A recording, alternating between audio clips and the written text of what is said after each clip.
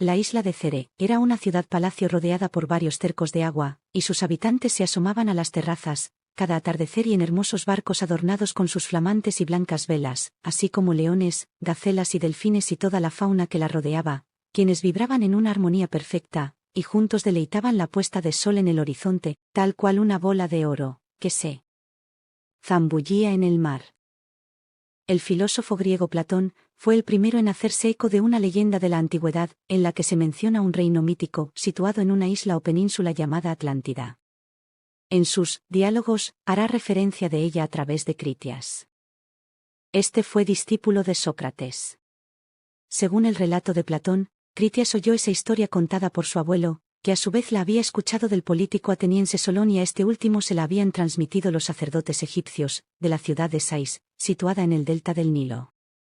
Por su parte, Proclo hará alusión al viaje que hizo a Egipto Quecrante, filósofo de la Academia Platónica y cómo pudo ser testigo de la existencia de unas inscripciones en las que aparecía la historia que había referido Solón. Muchos serán los historiadores, arqueólogos e investigadores de todos los tiempos que intentarán descifrar el misterio de la Atlántida. Sobre todo, después de que Esquimen descubriera la ciudad de Troya siguiendo las pistas encontradas en las lecturas de Homero. Las hipótesis sobre su posible asentamiento han sido, en la mayoría de los casos, especulativas y con escasa base científica. Seguramente una de las que ha cobrado más fuerza es aquella que la relaciona con Grecia. Cultura minoica, y España, cultura tartésica. En ese sentido, las teorías encontrarían afinidad con algunos topónimos mencionados por Platón y que hace referencia al Mediterráneo, África y a la que fuera colonia fenicia de Gades. Ahora hablaremos de Taimeo, Critias, Sócrates, Hermócrates. Taimeo, cuán agradable me es, Sócrates, poder, como sucede después de un largo viaje, descansar anchamente al ver terminado este discurso. Yo suplico a ese Dios, cuya existencia es muy antigua, pero que en cierta manera acaba de nacer de nuestra misma conversación, que si lo que hemos dicho ha sido oportuno, nos lo tome en cuenta, y que nos imponga el castigo al que nos hayamos hecho merecedores, si hemos pronunciado, sin quererlo, alguna palabra inconveniente. Pero ningún castigo más justo para el que se engaña, que ilustrarle. A fin, pues, de que en lo sucesivo nuestros razonamientos sobre la generación de los dioses sean verdaderos, suplicamos a este Dios, que nos conceda el mejor de los talismanes, el talismán por excelencia, la ciencia. Hecha esta invocación, cedo la palabra a Critias, conforme a lo acordado. Critias, la acepto, mi querido Taimeo. Pero la misma indulgencia que has reclamado, cuando principiaste tu discurso, reclamo yo ahora. Querría alcanzarla mayor aún, atendido el objeto que debo tratar. No se me oculta que pueda tenerse por ambiciosa, y si se quiere, hasta por un poco inconveniente mi súplica, mas, sin embargo, estoy resuelto a hacerla. No se trata de negar las verdades, que tú nos has expuesto, ni qué hombre sensato se atrevería a hacerlo. Pero debo esforzarme para convenceros de que mi tarea es aún más difícil, por consiguiente, que tengo necesidad de mayor indulgencia. Cuando se habla de los dioses a los hombres, mi querido Taimeo, es infinitamente más fácil satisfacerlos, que cuando se les habla de los mortales, es decir, de ellos mismos. En efecto, la inexperiencia, más bien, la completa ignorancia de los oyentes, deja el campo libre al que quiere hablarles de cosas que ellos no conocen, y tratándose de los dioses, ya sabemos a qué atenernos.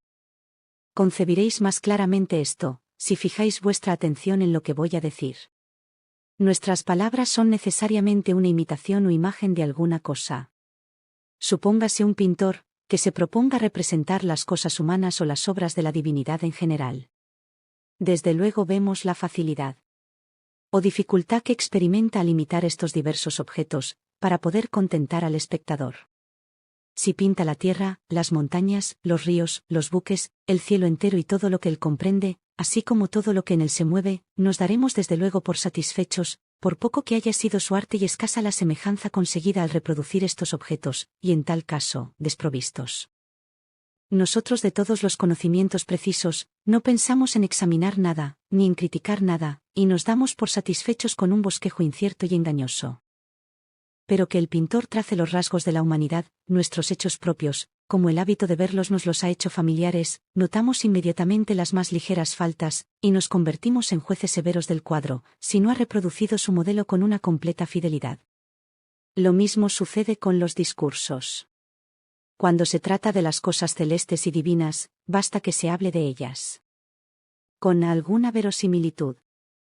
Pero cuando se trata de las cosas mortales y humanas, las examinamos con un espíritu riguroso.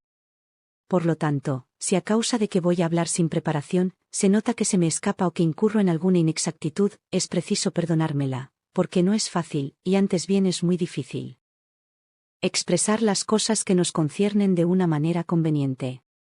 No hay que olvidarse de esto. He aquí, Sócrates, lo que deseaba recordaros. He aquí cómo quería reclamar para mi discurso, no un poco, sino un mucho de indulgencia.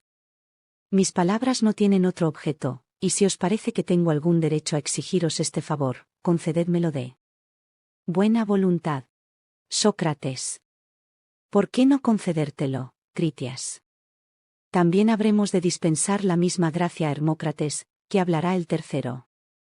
Porque es seguro que apenas le llegue el turno, nos hará la misma súplica que tú.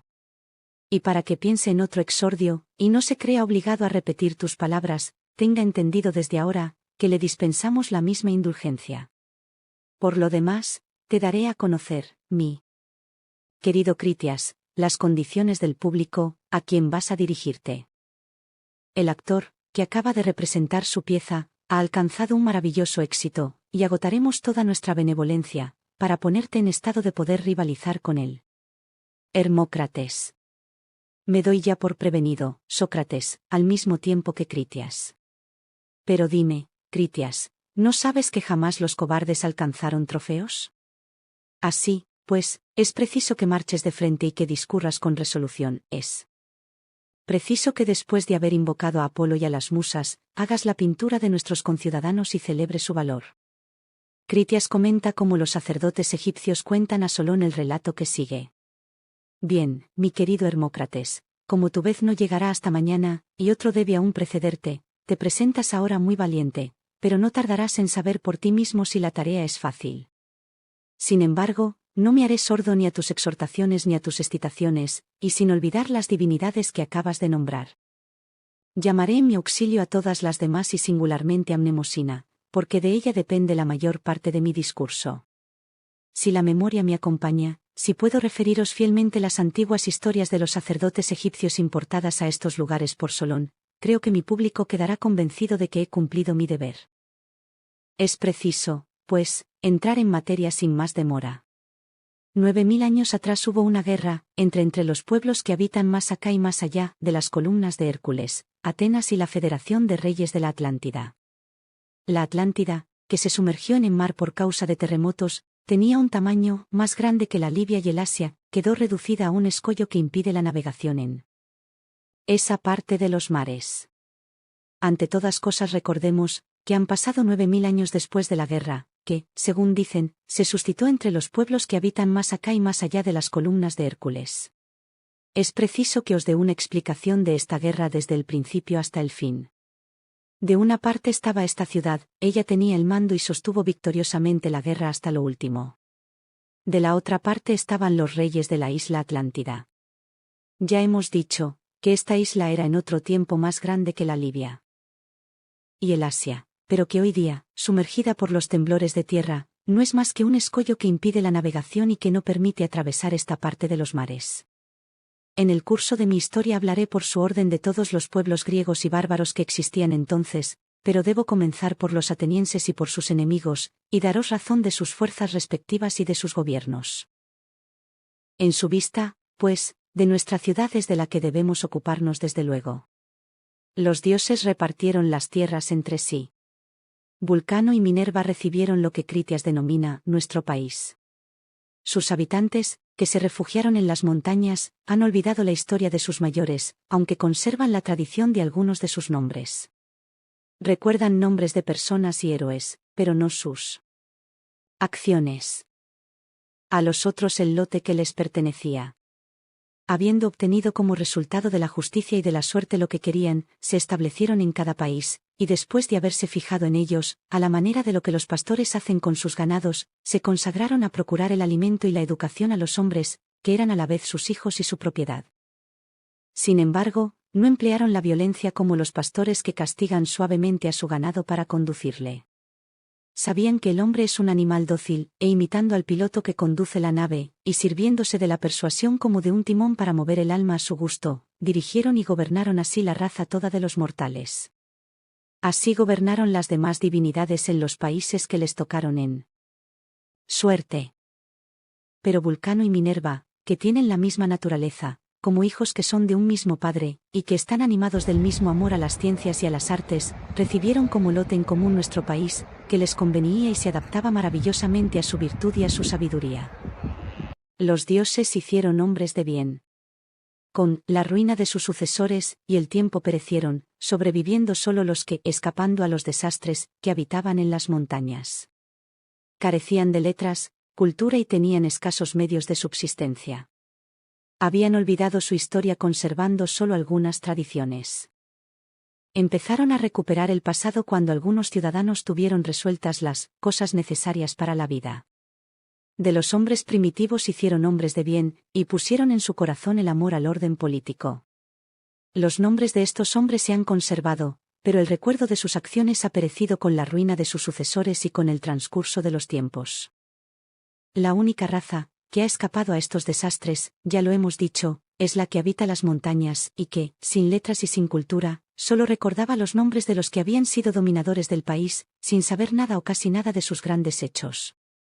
Haciéndolo por punto de honra dieron estos nombres a sus hijos, pero en cuanto a las virtudes y a las instituciones de sus antepasados, solo conocían lo que les había sido transmitido por una oscura tradición. Dada la escasez de subsistencias para el sostenimiento de la vida, escasez que duró por espacio de muchas generaciones, ocupados ellos y sus hijos en procurarse la satisfacción de sus necesidades, y entregado el espíritu a este solo objeto, para nada se cuidaron de los sucesos, que en otro tiempo se habían realizado. El estudio y la historia de las cosas antiguas se introdujeron con el ocio en las ciudades, cuando cierto número de ciudadanos, teniendo aseguradas las cosas necesarias para la vida, no tuvieron después que preocuparse bajo este punto de vista. Y he aquí cómo los nombres de los antiguos héroes se han conservado sin el recuerdo de sus acciones. Recuerdan nombres anteriores a Teseo conocidos por sacerdotes egipcios y que éstos mencionaron a Solón. La participación en las guerras eran iguales para hombre y mujeres, usando ambos armaduras en las batallas. El ejército y los sacerdotes vivían separados del resto de la población, sin propiedades pero recibiendo lo necesario para la subsistencia. Su estatus económico era semejante al del resto de los ciudadanos. Lo que me autoriza a hablar así, es que los nombres de Cécrope, de Erecteo, de Erictonio, de Erisicton y de muchos otros, que remontan más allá de Teseo, son precisamente aquellos de que, según la relación de Solón, se servían los sacerdotes egipcios, cuando le refirieron esta guerra. Lo mismo sucede con respecto a los nombres de mujeres. Los trabajos de la guerra eran entonces comunes a las mujeres y a los hombres, y por esta causa la diosa era representada en sus imágenes y en sus estatuas con una armadura. Era como una advertencia, para indicar que desde el momento en que el varón y la hembra están destinados a vivir juntos, la naturaleza ha querido que pudiesen ejercer igualmente las facultades, que son el atributo de su especie. Diferentes clases de ciudadanos, entregados a los oficios mecánicos y a la agricultura, habitaban entonces nuestro país. La de los guerreros, separada desde el principio de las demás, como hombres divinos, habitaba aparte.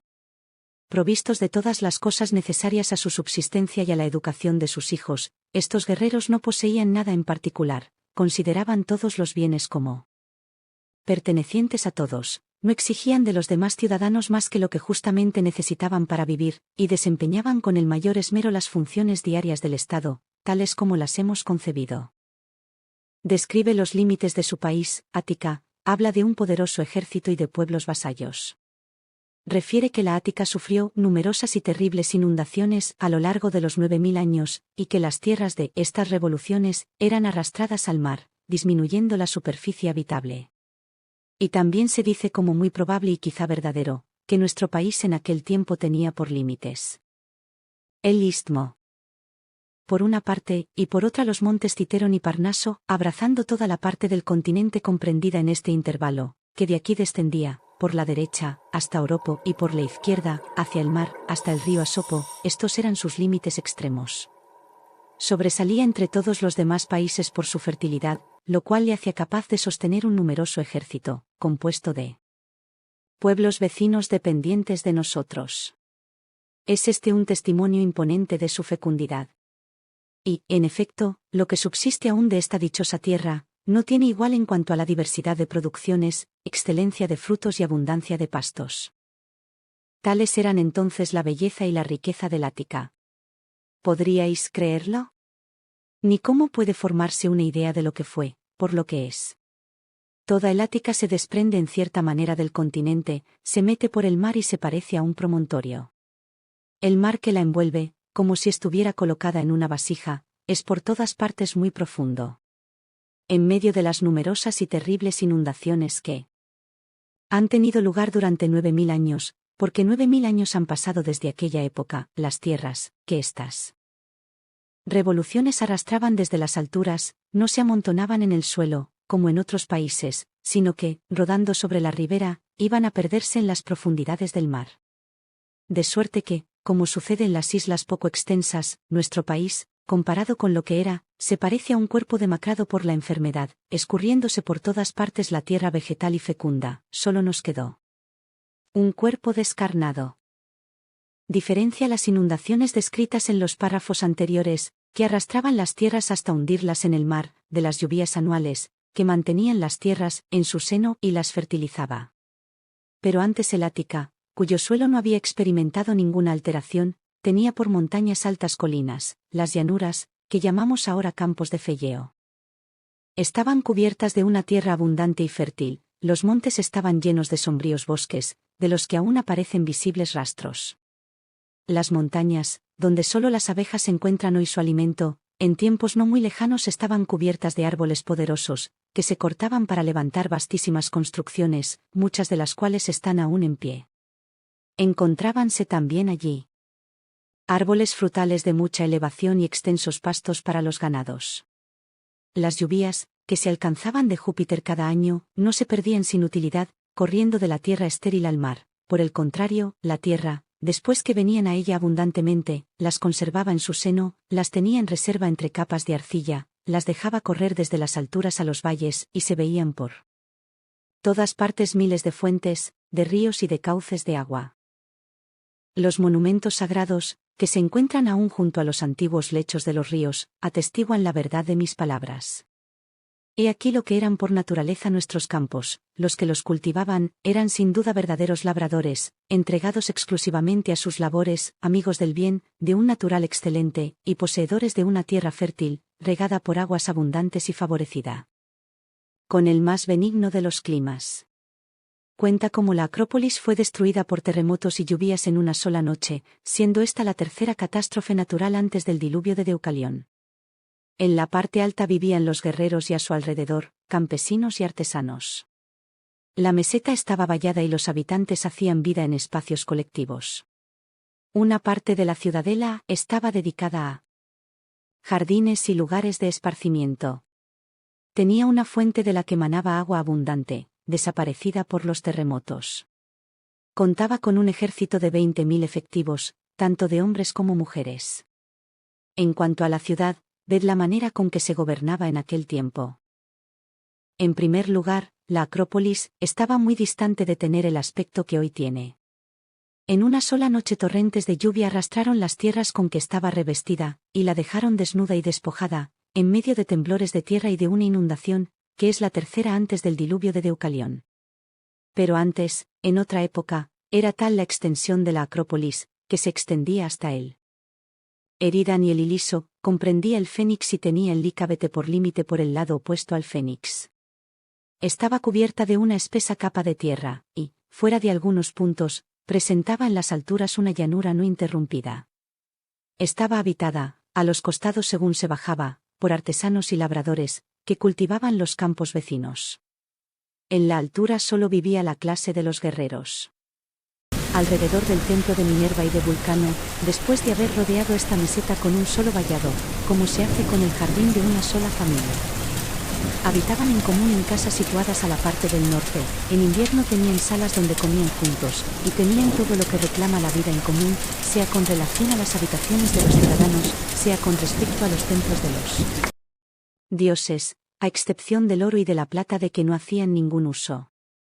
Vivían tan lejos de la opulencia como de la pobreza, habitaban casas decentes, donde vegetaban ellos y los hijos de sus hijos, y las transmitían sucesivamente tales como las habían recibido a hijos semejantes a sus padres. La parte meridional de la Acrópolis estaba destinada a jardines, gimnasios, salas de refectorio, que dejaban de ocupar durante el estío.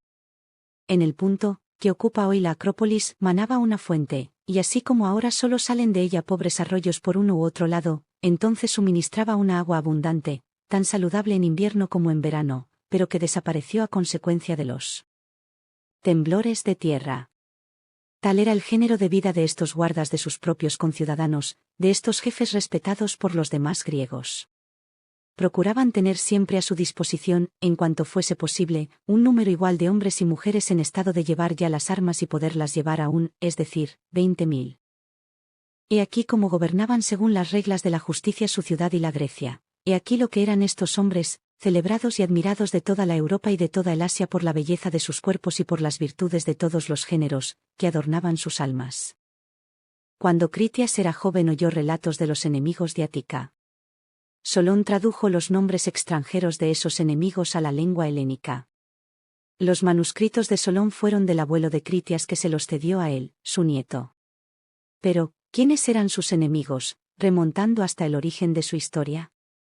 Esto es, amigos míos, exponeros y daros a conocer, si es que no se ha borrado en mí el recuerdo de las cosas que oí contar cuando era joven. Antes de entrar en materia, debo haceros una prevención. No os sorprendáis al oírme muchas veces dar nombres griegos a los bárbaros, pues ved la razón que tengo para hacerlo.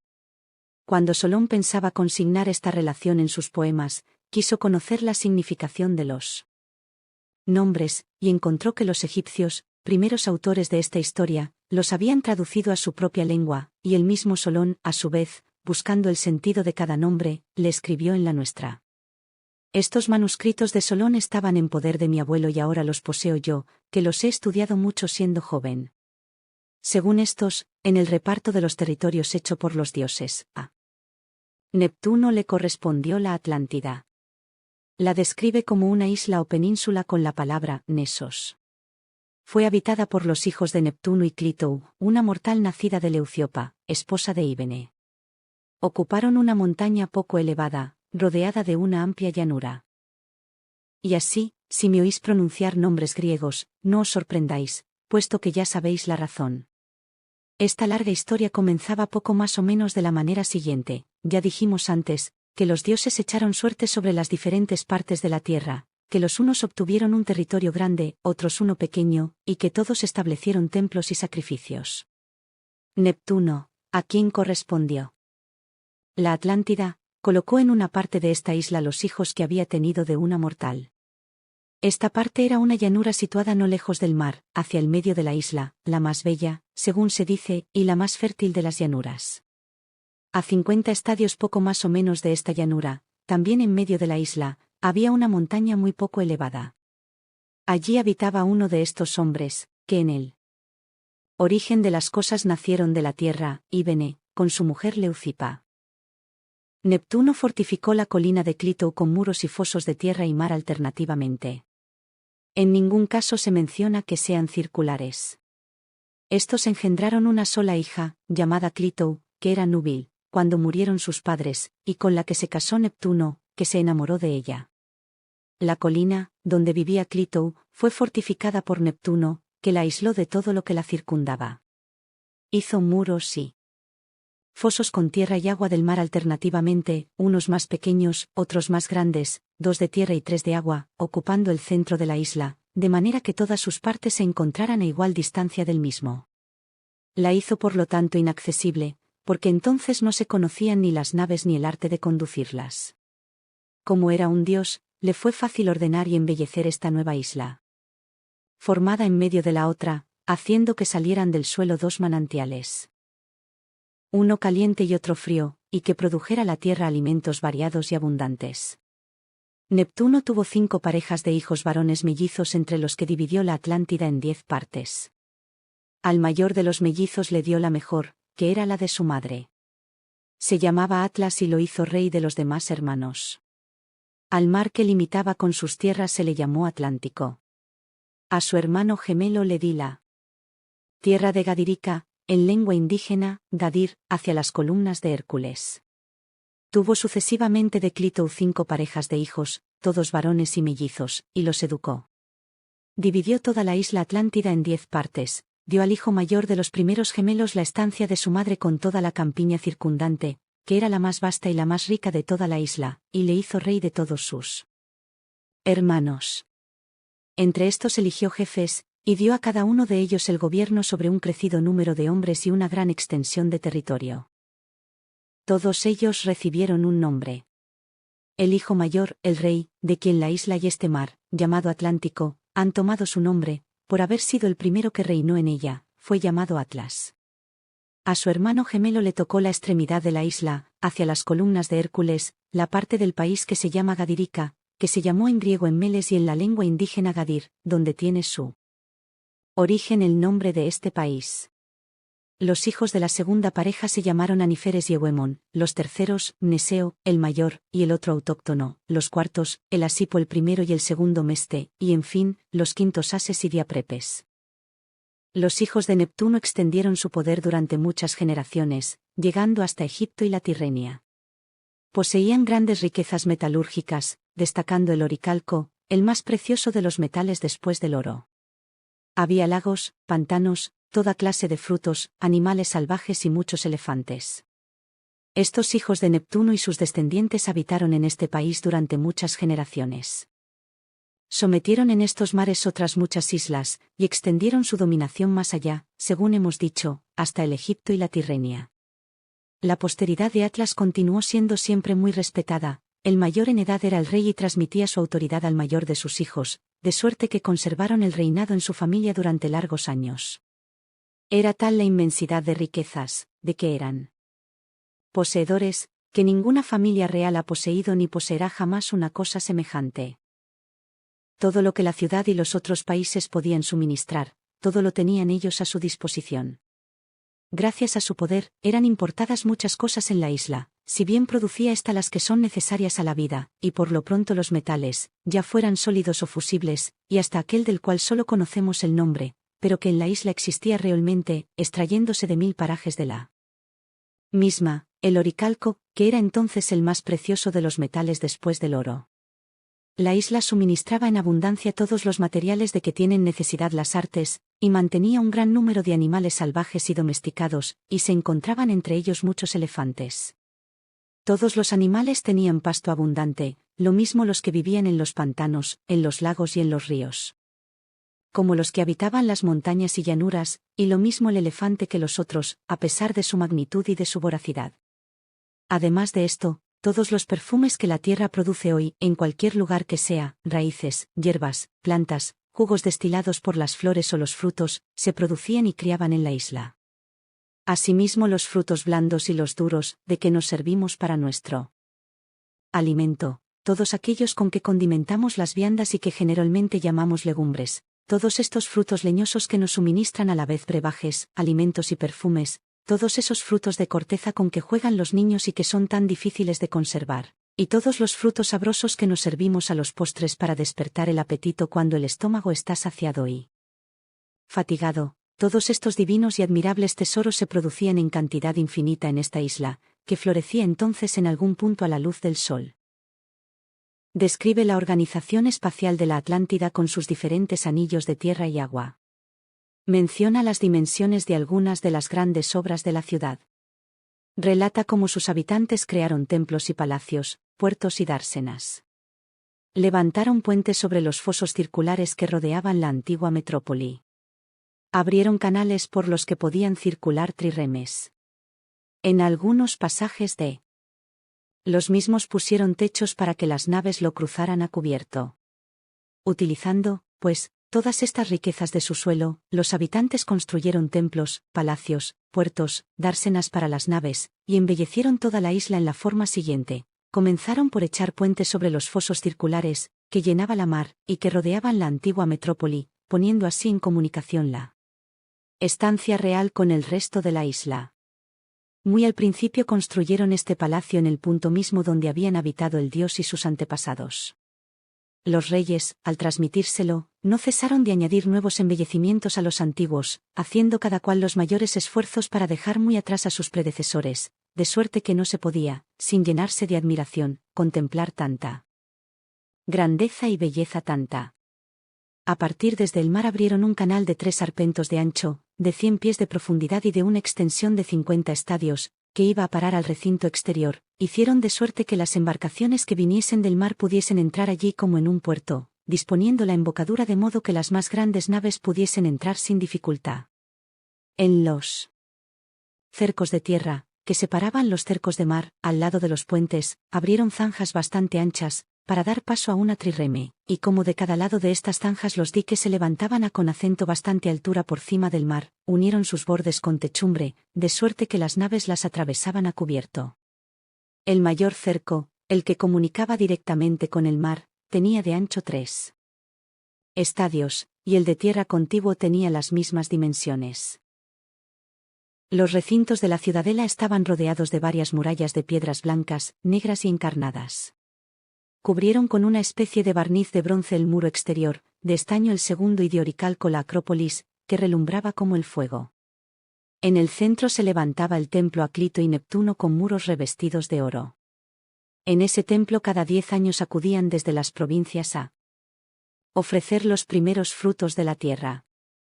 De los 2 cercos siguientes, el del mar tenía 2 estadios de ancho, y el de tierra tenía las mismas dimensiones que el precedente. En fin, el que rodeaba inmediatamente la isla interior, tenía de ancho 1 estadio solamente. En cuanto a la isla interior misma, donde se ostentaba el Palacio de los Reyes, su diámetro era de 5 estadios. El ámbito de esta isla, los recintos y el puerto de los 3 arpentos de ancho, todo estaba revestido en derredor con un muro de piedra. Construyeron torres y puertas a la cabeza de los puentes y a la entrada de las bóvedas, por donde pasaba el mar. Para llevar a cabo todas estas diversas obras, arrancaron alrededor de la isla interior y en cada lado de las murallas, piedras blancas, negras y encarnadas. Arrancando así aquí y allá, abrieron en el interior de la isla 2 receptáculos profundos, que tenían la misma roca por techo. De estas construcciones, unas eran sencillas, otras, formadas de muchas especies de piedras y agradables a la vista, tenían todo el buen aspecto de que eran naturalmente capaces. Cubrieron de bronce, a manera de barniz, el muro del cerco exterior en toda su extensión, de estaño, el segundo recinto, y la acrópolis misma, de oricalco, que relumbraba como el fuego. En fin, ved cómo construyeron el Palacio de los Reyes en el interior de la acrópolis. En medio se levantaba el templo consagrado a Clito y a Neptuno, lugar imponente, rodeado de un muro de oro, donde en otro tiempo habían ellos engendrado y dado a luz los 10 jefes de las dinastías reales. A este sitio concurrían todos los años de las 10 provincias del imperio a ofrecer a estas 2 divinidades las primicias de los frutos de la tierra. El templo estaba revestido en su exterior de plata, fuera de los extremos, que eran de oro. En su interior y exterior habían tesoros y estatuas de oro y marfil, siendo las más importante la de Neptuno, situando centro del santuario en un carro tirado por 6 corceles alados y rodeado de 100 nereidas. El Palacio de los Reyes armoniza con la grandeza del templo. El templo solo tenía un estadio de longitud, 3 arpentos de anchura, y una altura proporcionada. En su aspecto había un no sé qué de bárbaro. Todo el exterior estaba revestido de plata, fuera de los extremos, que eran de oro. Por dentro, la bóveda, que era toda de marfil, estaba adornada de oro, plata y oricalco. Los muros, las columnas, los pavimentos, estaban revestidos de marfil. Se veían estatuas de oro, siendo de notar la del dios, de pie sobre su carro, conduciendo 6 corceles alados. Tan alto, que su cabeza tocaba a la bóveda del templo, y rodeado de 100 nereidas sentadas sobre delfines. Se creía entonces, que tal era el número de estas divinidades. A esto se agregaban un gran número de estatuas, que eran ofrendas hechas por particulares. Alrededor del templo, en la parte exterior, estaban colocadas las estatuas de oro de todas las reinas y de todos los reyes descendientes de los 10 hijos de Neptuno, así como otras 1000 ofrendas de reyes y de particulares, ya de la ciudad, ya de países extranjeros, reducidos a la obediencia. Por su grandeza y por su trabajo, el altar estaba en armonía con estas maravillas, y el palacio de los reyes era tal cual convenía a la extensión del imperio y a los ornamentos del templo.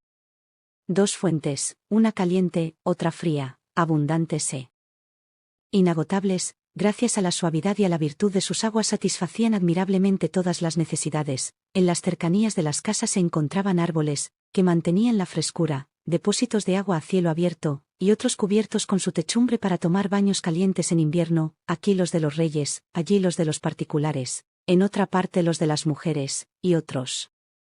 En fin, destinados a caballos y en general a las bestias de carga, adornados todos y decorados según su destino. El agua, que salía de aquí, iba a regar el bosque de Neptuno, donde árboles de una magnitud y de una belleza en cierta manera divina se ostentaban sobre un terreno fértil y vegetal, y pasaba después a los cercos exteriores por acueductos abiertos en la dirección de los puentes. Además del templo de Clito y Neptuno había otras divinidades, además de hipódromos, gimnasios y jardines intramuros. También había cuarteles para el ejército, situándose los cuerpos de más confianza más próximos a la Acrópolis y el palacio. En el puerto habían muchas naves y gentes procedentes de todas partes del mundo, que de día y de noche formaban una algarabía continua. Numerosos templos, consagrados a varias divinidades, muchos jardines, gimnasios para los hombres, hipódromos para los caballos, todo esto había sido construido en cada uno de los cercos o murallas que formaban como islas. Era de notar, sobre todo en el centro de la mayor de estas islas, un hipódromo de un estadio de largo, que en su longitud abrazaba toda la vuelta de la isla, y donde se presentaba vasto campo para la carrera de los caballos y para la lucha. A derecha e izquierda había cuarteles destinados a la mayor parte de la gente armada. Las tropas, que inspiraban más confianza, se alojaban en la más pequeña de las murallas, que era también la más próxima a la Acrópolis, y en fin, la tropa de más confianza vivía en la Acrópolis misma cerca de los reyes. Las dársenas para las naves estaban llenas de trirremes y de todos los aparatos que reclaman estas embarcaciones, y estaba todo, en perfecto. He aquí cómo estaba dispuesto todo alrededor del palacio de los reyes. Más allá, y a la parte exterior de los 3 puertos, un muro circular comenzaba en el mar, seguía el curso del mayor cerco y del mayor puerto a una distancia de 50 estadios, y volvía al mismo punto, para formar la embocadura del canal situado hacia el mar. Multitud de habitaciones, próximas las unas a las otras, llenaban este intervalo. El canal y el puerto rebosaban de embarcaciones y mercaderes, que llegaban de todas las partes del mundo, y de esta muchedumbre nacía día y noche un ruido de voces y un tumulto continuo. Creo haber referido fielmente en este momento lo que cuenta la tradición sobre esta ciudad, antigua estancia de los reyes. Descripción topográfica de la Atlántida. El suelo estaba muy elevado sobre el nivel del mar. Alrededor de la ciudad había una llanura que la circundaba a su vez rodeada de montañas que se prolongaban hasta el mar. En la parte de la isla que miraba al mediodía había una llanura cuadrilonga, de 3000 estadios de un lado y 2000 de otro, con populosas poblaciones, ríos y lagos. Estaba rodeada por un foso artificial al que vertían las aguas de las montañas. Tocaba en la ciudad por sus 2 extremidades. Para transportar los troncos de madera de las montañas se hicieron fosos que se comunicaban entre sí. Ahora necesito exponer lo que la naturaleza hizo en el resto de este país, y las bellezas que le añadió el. Por lo pronto, se dice que el suelo estaba muy elevado sobre el nivel del mar, y las orillas de la isla cortadas a pico, que alrededor de la ciudad se extendía una llanura que la rodeaba, y que esta misma estaba rodeada de montañas, que se prolongaban hasta el mar, que esta llanura era plana y uniforme y prolongada, y que tenía de un lado 3000 estadios, y del mar al centro más de 2000. Parte de la isla miraba al mediodía, y no tenía nada que temer de los vientos del norte. Eran objeto de alabanzas las montañas que formaban como una cintura, y excedían en número, en grandeza y en belleza a todas las que se conocen hoy día. Abrazaban ricas y populosas poblaciones, ríos, lagos, praderías, donde los animales salvajes y domesticados encontraban un abundante alimento.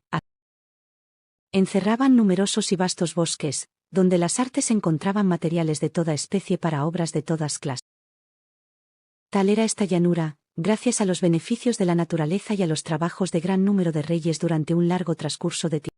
Tenía la forma de un cuadrilongo recto y prolongado, y si faltaban estas condiciones en algún punto, esta irregularidad había sido corregida al trazar el foso que la rodeaba. En cuanto a la profundidad, anchura y longitud de este foso es difícil creerlo. Que se cuenta, cuando se trata de un trabajo hecho por la mano del hombre, y si se compara con las demás obras del mismo género, sin embargo, es preciso que os repita lo que he oído. Estaba abierto hasta la profundidad de un arpento, tenía de ancho un estadio, rodeaba toda la llanura, y no tenía de largo menos de 10.000 estadios. Recibía todos los cauces de agua, que se precipitaban de las montañas, rodeaba la llanura, tocaba en la ciudad por sus dos extremidades, y de allí iba a desembocar. Del borde superior de este foso, partían otros 100 pies de ancho, que cortaban la llanura en línea recta y volvían al mismo foso. Al aproximarse al mar, estos fosos particulares distaban entre sí 100 estadios. Para transportar por agua las maderas de las montañas y los diversos productos de cada estación a la ciudad, hicieron que los fosos comunicaran entre sí y con la ciudad misma por medio de canales abiertos transversalmente. Notad que la tierra daba 2 cosechas por año, porque era regada en invierno por las lluvias de Júpiter, y en verano era fecundada por el agua de los estanques. Repartición de las levas por territorio. Contribución al ejército de las gentes de la llanura. Cada división territorial tenía una extensión de 100 estadios. El territorio estaba dividido en 60.000 divisiones, por lo que se puede estimar una extensión de 60.000 por 100 es igual a 6 millones.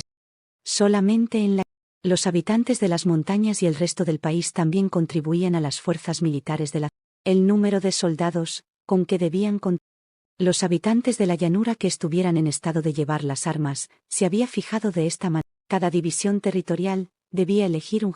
Cada división tenía una extensión de 100 estadios, y había 60.000 de estas divisiones. En cuanto a los habitantes de las montañas y de las otras partes del país, la tradición cuenta que eran infinitos en número, fueron distribuidos, según las localidades y las poblaciones, en divisiones semejantes, cada una de las que tenía un jefe. El jefe debía suministrar, en tiempo de lucha, la sexta parte de un carro de guerra, de manera que se reunieran 10.000, 2 caballos con sus jinetes, un tiro de caballos, sin carro, un combatiente armado con un pequeño broquel, un jinete para conducir 2 caballos, infantes pesadamente armados. Arqueros, honderos, 2 de cada especie, soldados armados a la ligera o con piedras o con azagallas, 3 de cada especie, 4 marinos para maniobrar en una nota compuesta de 1.200 Tal era la organización de las fuerzas militares en la ciudad real. Organización política de las otras 9 provincias del reino. Cada provincia tenía organización independiente, si bien compartían leyes comunes dadas por Neptuno y grabadas en una columna de oricalco en el templo que había en el centro de la isla. Los reyes se reunían cada 5 años a 6 años. Respecto a las otras 9 provincias, cada una tenía la suya, y nos extenderíamos demasiado, si habláramos de ello. En cuanto al gobierno y a la autoridad, he aquí el orden que se estableció desde el principio. Cada uno de los 10 reyes tenía en la provincia, que le había correspondido y en la ciudad en que residía, todo el poder sobre los hombres y sobre la mayor parte de las leyes, imponiendo penas y la muerte.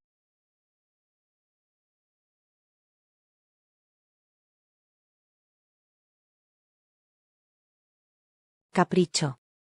En cuanto al gobierno general y a las relaciones de los reyes entre sí, las órdenes de Neptuno eran su regla.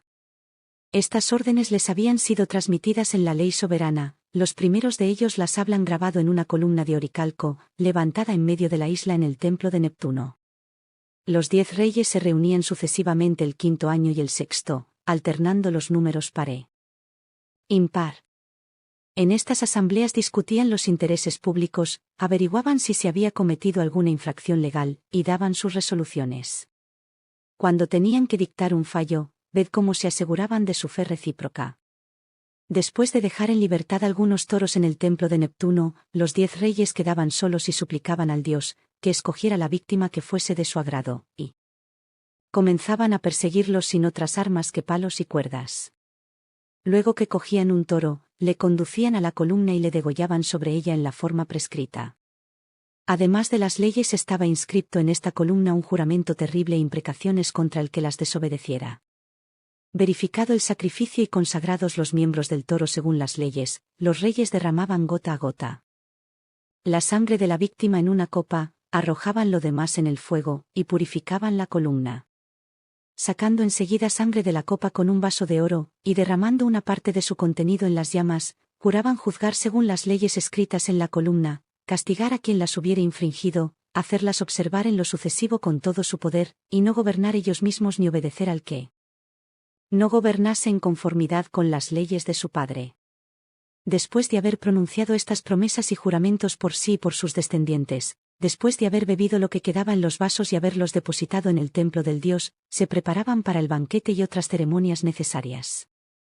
Llegada la sombra de la noche y extinguido el fuego del sacrificio, después de vestirse con trajes azulados y muy preciosos, y de haberse sentado en tierra al pie de los últimos restos del sacrificio, cuando el fuego estaba extinguido en todos los puntos del templo, dictaban sus juicios o eran ellos juzgados.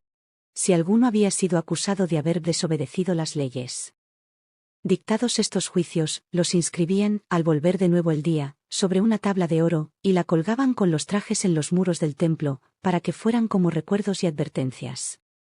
Además había numerosas leyes particulares relativas a las atribuciones de cada uno de los reyes. Las principales eran, no hacerse la guerra los unos a los otros, prestarse recíproco apoyo en el caso de que alguno de ellos intentase arrojar a una de las razas reales de sus estados, deliberar en común, a ejemplo de sus antepasados, sobre la guerra y los demás negocios importantes, dejando el mando supremo a la raza de Atlas. El rey no podía condenar a muerte a ninguno de sus parientes, sin el consentimiento de la mayoría absoluta de los reyes. Tal era el poder, el formidable poder, que en otro tiempo se creó en este país, y que la divinidad, según la tradición, volvió contra el nuestro por la razón siguiente. Durante muchas generaciones, mientras se conservó en ellas algo de la naturaleza del dios a que debían su origen, los habitantes de la Atlántida obedecieron las leyes que habían recibido y respetaron el principio divino, que era común a todos. Sus pensamientos eran conformes a la verdad y de todo punto generosos, se mostraban llenos de moderación y de sabiduría en todas las eventualidades, como igualmente en sus mutuas relaciones. Por esta razón, mirando con desdén todo lo que no es la virtud, hacían poco aprecio de los bienes presentes, y consideraban naturalmente como una carga el oro, las riquezas y las ventajas de la fortuna. Lejos de dejarse embriagar por los placeres, de abdicar el gobierno de sí mismos en manos de la fortuna, y de hacerse juguete de las pasiones y del error, sabían perfectamente que todos los demás bienes acrecen cuando están de acuerdo con la virtud, y que, por el contrario, cuando se los busca con demasiado celo y ardor perecen, y la virtud con ellos. Mientras los habitantes de la Atlántida razonaban de esta manera, y conservaron la naturaleza divina de que eran partícipes, todo les salía con satisfacción, como ya hemos dicho. Pero cuando la esencia divina se fue aminorando por la mezcla continua con la naturaleza mortal, cuando la humanidad la superó en mucho, entonces, impotentes para soportar la prosperidad presente, y se degeneraron. Entonces, los que saben comprender las cosas, comprendieron que se habían hecho malos y que habían perdido el más precioso de todos los bienes, y los que no eran capaces de ver lo que constituye verdaderamente la vida dichosa, creyeron que habían llegado a la cima de la virtud y de la felicidad, cuando estaban dominados por una loca pasión, la de aumentar sus riquezas, y su poder. Entonces fue cuando el dios de los dioses, Júpiter, que gobierna según las leyes de la justicia y cuya mirada distingue por todas partes el bien del mal, notando la depravación de un pueblo, antes tan generoso, y queriendo castigarle para atraerle a la virtud y a la sabiduría, reunió a todos los dioses en la parte más brillante de las estancias celestes, en el centro del universo, desde donde se contempla todo lo que participa de la generación, y teniéndolos así reunidos, les habló de esta manera, refiriéndose a la degeneración de la humanidad debido a la pérdida de la virtud y sabiduría. El hundimiento de la isla se debió a un castigo de los dioses, que enviaron un batallón de incendios y terremotos a la ciudad cuando se corrompió la naturaleza de sus habitantes. El Critia señala que los dioses decidieron castigar a los atlantes por su soberbia, pero el relato se interrumpe en el momento en que Zeus y los demás dioses se reúnen para determinar la sanción. Sin embargo, habitualmente se suele asumir que el castigo fue un gran terremoto y una subsiguiente inundación que hizo desaparecer la isla en el mar, en un día y una noche terribles, según señala el diálogo en Timoteo. Estimados queridos amigos, muchísimas gracias por seguirnos y suscribirse a nuestro canal. Nos vemos.